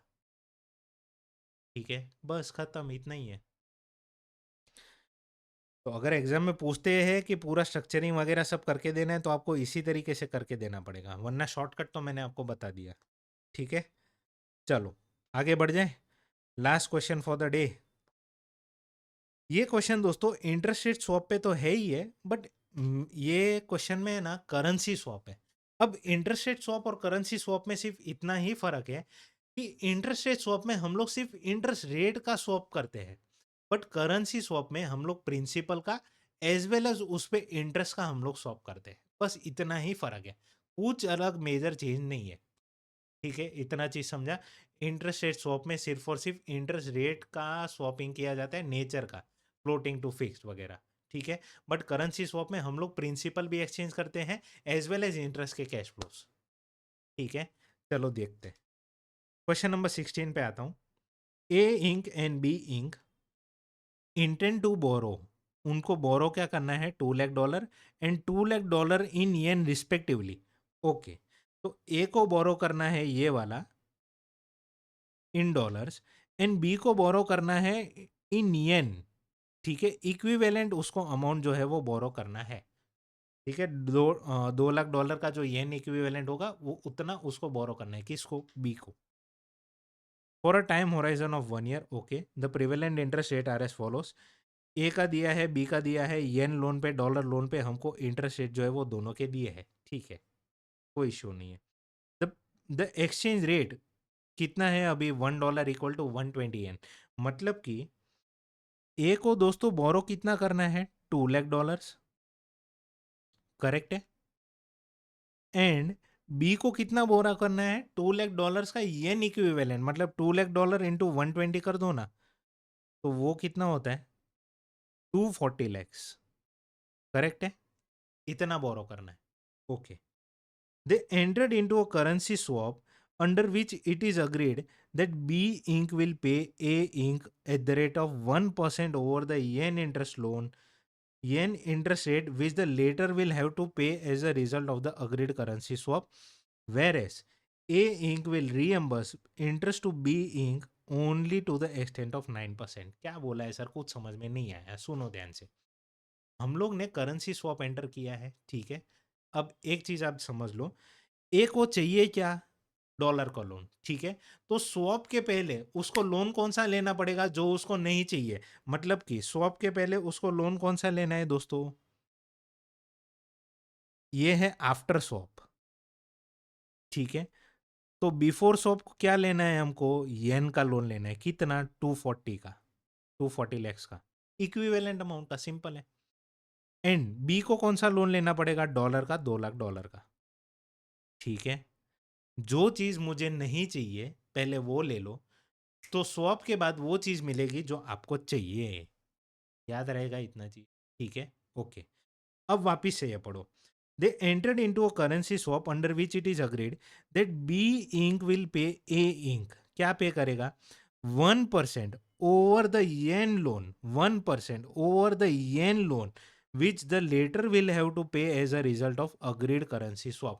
क्योंकि उन्होंने पहले लोन कौन सा लिया था दोस्तों, येन में लोन लिया था ए ने, और उस पे वो इंटरेस्ट कितना भरेगा दोस्तों, कहने से उस पे इंटरेस्ट वो 5% के हिसाब से भरेगा। ठीक है, 5% के हिसाब से भर रहा है वो लोन, और उसके ऊपर वो 1% का वो एडिशनल देगा उसको। ठीक है, स्वैप का डायग्राम मैं बनाऊंगा, चिंता मत करो। इस पे कितना लोन का इंटरेस्ट भर रहा है दोस्तों, ये 10% का।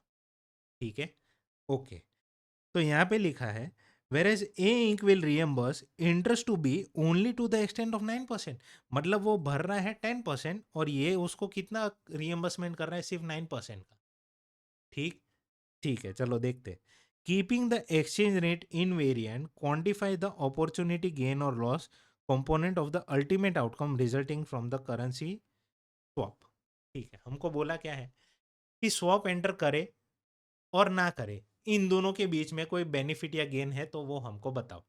ठीक है, तो अगर हमने स्वैप एंटर किया तो इंटरेस्ट क्या अमाउंट भरना पड़ेगा, अगर स्वैप एंटर नहीं करते तो इंटरेस्ट क्या बेयर कर रहे हैं, बेसिकली इन दोनों के बीच का डिफरेंस पूछा है। ठीक है, ओके। सबसे पहले एक काम करते हैं, मैं आपको डायग्राम वापस से बना के दिखाता हूँ। ये ए है, ठीक है, और कोई बैंकर बीच में नहीं है, तो ये है बी।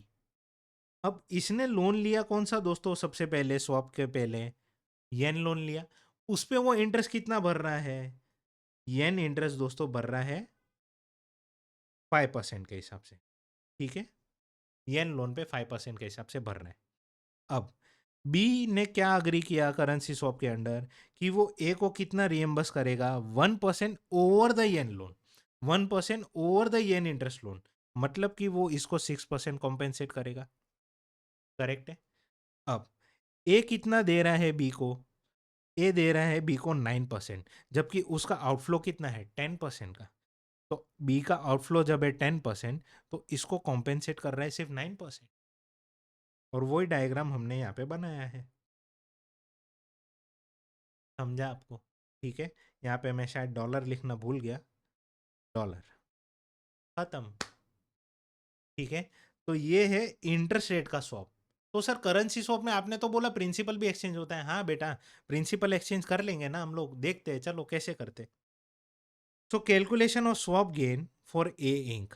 तो दो सिनेरियो है इसमें कि अगर मैंने स्वैप किया तो क्या, अगर मैंने स्वैप नहीं किया तो क्या। ठीक है, तो अगर मैं स्वैप नहीं करता हूं दोस्तों, तो उस केस में कहने से ए तो जाएगा डायरेक्टली मार्केट से डॉलर लोन लेके आएगा, स्वैप नहीं करना है मेरे को, तो मुझे जो लोन चाहिए वो मैं लेके आ जाऊंगा $2 लाख का, और उस पे इंटरेस्ट कितना भरूंगा मैं, 9% का। ठीक है, so 2 lakh into 9% that comes to 18,000 rupees. ठीक है, ये बस मैंने अमाउंट कैरी फॉरवर्ड किया है हर एक जगह पे, और कुछ नहीं है। ठीक है, 18,000 रुपीज का इंटरेस्ट भरना पड़ेगा अगर मैं स्वैप एंटर नहीं करता तो।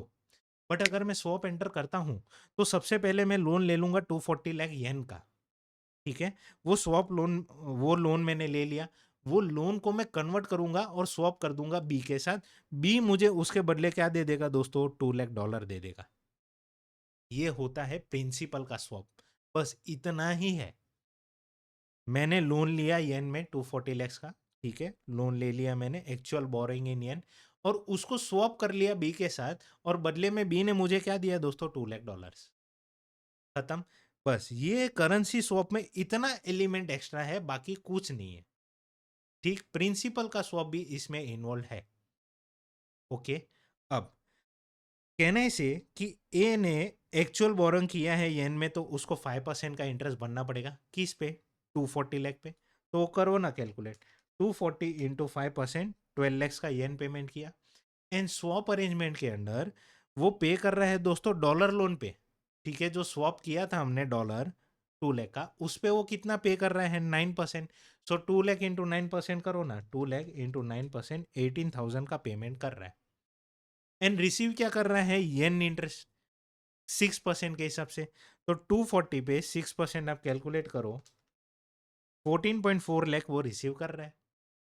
तो नेट इंटरेस्ट दोस्तों, नेट इंटरेस्ट कितना है, यहाँ पे वो रिसीव कर रहा है और यहाँ पे वो पे कर रहा है $18,000। ठीक है, अब सुनो, ये येन को हम लोग कन्वर्ट कर लेंगे इन डॉलर टर्म। सर क्यों? क्योंकि अल्टीमेटली बोरो को उसको कौन सी करेंसी में करना था, बोरो डॉलर में। ठीक है, तो डॉलर में अगर बोरो करना है ए को, तो कहने से ए यही चाहेगा कि मेरा डॉलर में इंटरेस्ट कितना है ये मुझे पता दो। ठीक है, तो इसीलिए हम लोग ये येन को डॉलर में कन्वर्ट कर लेंगे और रेट क्या होगा, $1 इक्वल टू 120 येन के हिसाब से हम लोग डॉलर कैलकुलेट कर लेंगे, वो आया $2,000। ठीक है, सो $2,000 मैं रिसीव कर रहा हूँ और पे कर रहा हूँ $18,000। देयर फोर मेरा नेट स्वॉप अरेंजमेंट के अंदर इंटरेस्ट का आउटफ्लो कितना है, 16,000 का। और अगर मैं स्वॉप एंटर ना करूँ तो मेरा 18,000 का है। तो देयर फोर स्वॉप गेन कितना हुआ मुझे, $2,000। समझा ये चीज़? ठीक है, अगर आपको ये डायरेक्टली कैलकुलेट करना है तो मैं सिंपल आपसे कहता हूँ कि नोशनल प्रिंसिपल इक्विवेलेंट टर्म्स में तो सेम ही है। ठीक है, अगर आप $2 लाख बोल रहे हो या फिर 240 लाख येन बोल रहे हो, बात दोनों एक ही है, क्योंकि करेंसी जो है, एक्सचेंज रेट जो है वो चेंज नहीं हुआ है। ठीक है, वो सेम है। तो उस केस में मैं कहता हूं आप बस इतना कैलकुलेट कर लो। ठीक है, 9% मैंने पे किया, 6% मैंने रिसीव किया, 5% मैंने पे किया। तो 6% माइनस 5% करो, इतना मैंने रिसीव किया है। 9% मैं पे कर रहा हूँ, सो 9% पे किया माइनस 1% रिसीव किया, 8% के हिसाब से मेरा कॉस्ट है। ठीक है, आफ्टर स्वॉप, आफ्टर स्वॉप मेरा कॉस्ट कितना है दोस्तों, 8%। और अगर मैं स्वॉप एंटर ना करता तो मैं डॉलर लोन लेके आता 9% के हिसाब से, तो मेरा डिफरेंशियल गेन कितना हुआ, 1% का। 1% आप निकालो दोस्तों $2 लाख पे, कितना आएगा, एग्जैक्टली $2,000। ठीक है, समझा ये चीज़? सिंपल है, बट आपको ये प्रेजेंटेशन करना पड़ेगा क्योंकि ये करेंसी स्वैप है, एंड इसीलिए इसमें आपको प्रिंसिपल का भी स्वैप दिखाना पड़ेगा। ठीक है, करेंसी स्वैप नहीं होता, सिर्फ और सिर्फ इंटरेस्ट रेट होता, तो आप डायरेक्टली ये करते, आपको कोई मार्क्स आपका नहीं काटा जाता। ठीक है, समझा इतना चीज? ओके, अब आता हूं मैं, अब क्या है, बी का कैलकुलेट करना है। ठीक है, चलो, बी के लिए क्या करना है दोस्तों, बी के लिए भी सेम चीज करना है। अगर स्वैप एंटर किया तो क्या, अगर एंटर नहीं किया तो क्या। तो अगर बी स्वैप एंटर नहीं करता है दोस्तों, तो कहने से उसको जो डिजायर्ड करेंसी में लोन चाहिए वो करेंसी में वो लोन लेके आएगा। यानी कि उसको क्या चाहिए, 240 लाख यूएन का लोन चाहिए। अब अगर वो स्वैप अरेंजमेंट एंटर नहीं करता है तो वो डायरेक्टली मार्केट से लोन लेके आ जाएगा, क्या रेट पे, कहने से उसको 8% के हिसाब से बेयर करना पड़ेगा। तो 240 लैक्स इंटू 8% में करूँ, उसका इंटरेस्ट कॉस्ट आएगा दोस्तों 19,20,000 का। 19,20,000 का उसका इंटरेस्ट कॉस्ट आएगा अगर वो स्वैप एंटर नहीं करता है तो। बट अगर वो स्वैप एंटर करता है तो सबसे पहले वो डॉलर लोन लेगा और उसको कन्वर्ट करेगा और ए को देगा, बदले में उसको क्या मिलेगा, येन 240 लैक्स मिलेगा। ठीक है, ओके, सो डॉलर का लोन लिया, actual borrowing is in dollar, convert कर दिया, ए को सरेंडर कर दिए $2 लाख, बदले में मिला क्या, 240 लाख का येन मिला मुझे। ठीक है, ये इतनी चीज एक्स्ट्रा है करेंसी स्वैप में, प्रिंसिपल का स्वैप भी आपको बताना पड़ेगा। ठीक, फिर बी इंक जो है दोस्तों, डॉलर डॉलर लोन पे कितना बेयर कर रहा है इंटरेस्ट, 10% का। तो ये है मेरा डॉलर लोन, उस पर 10% निकाला, 20,000। ठीक है, फिर स्वैप अरेंजमेंट में क्या हो रहा है, डॉलर लोन पे वो इंटरेस्ट रिसीव कर रहा है एट द रेट ऑफ 9%। तो डॉलर लोन पे वो रिसीव कर रहा है 9% का इंटरेस्ट रिसीव हो रहा है, इसलिए माइनस किया है। ठीक है, तो नेट कितना दोस्तों रिसीव कर रहा हूं मैं, $2,000 का। ठीक है, सॉरी, नेट पेमेंट हो रहा है $2,000 का। ओके, अब येन बोरोइंग पे 6% का इंटरेस्ट मैं पे कर रहा हूं, तो 240 लाख पे मैं पे कर रहा हूं कितना, 6% के हिसाब से 240 इंटू 6% करो, 14,40,000 आएगा। ठीक है, तो इतना येन पे कर रहा हूं, इतना डॉलर पे कर रहा हूं। अब ध्यान से सुनो, बी को क्या चाहिए दोस्तों, उसको लोन कौन सी करेंसी में चाहिए था, येन में चाहिए था।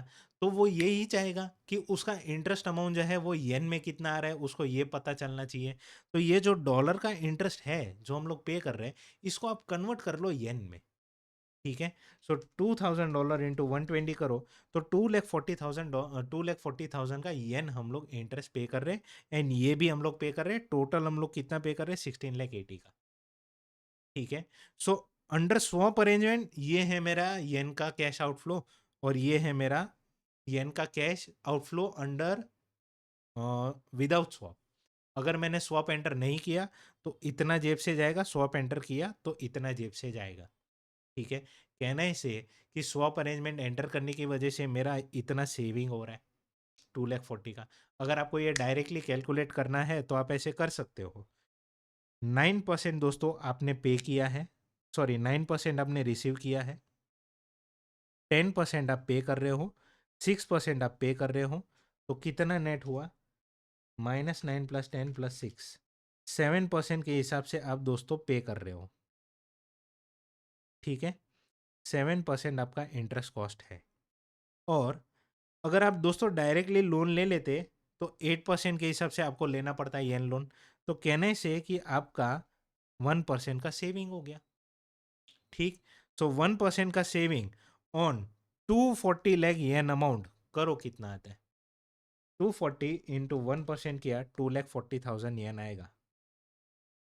ठीक है। वही चीज मैंने यहाँ पे एज अ नोट फॉर्म में आपको हिंट के लिए लिखा है। ठीक। आई होप आपको ये सब कुछ समझ में आया, मज़ा भी आया। ठीक है। पूरा interest rate risk management chapter हमारा ख़त्म हो चुका है। इसके बाद मैं इंटरनेशनल फाइनेंशियल मैनेजमेंट लाऊंगा। ठीक है। बट इंटरनेशनल फाइनेंशियल मैनेजमेंट के कुछ कुछ क्वेश्चन जो है ना वो बहुत बड़े बड़े। ठीक है। वो ओपस टेक्नोलॉजीज वाला और वो एक फार्मास्यूटिकल वाला भी क्वेश्चन है। तो ऐसे क्वेश्चंस के लिए मैं ना सेपरेट वीडियोस जो है वो बना दूंगा, क्योंकि वो बहुत बड़े क्वेश्चन है। ठीक है। एट अ स्ट्रेच आप वो चैप्टर को ख़त्म भी नहीं कर पाओगे, क्योंकि वो बोरिंग सा चैप्टर है थोड़ा बहुत। ठीक है। तो जो भी बड़े क्वेश्चन है उसके लिए मैं सेपरेट वीडियोस, एक एक क्वेश्चन एक एक वीडियो ऐसे लाऊंगा। अगर वो छोटे क्वेश्चन है तो उसके लिए तो पूरा एक डेडिकेटेड वीडियो ला दूंगा मैं। ठीक है। ओके। आई होप आपको दोस्तों मज़ा आया। मिलते हैं अगले एपिसोड में, बट तब तक के लिए thank you very much, have a nice day.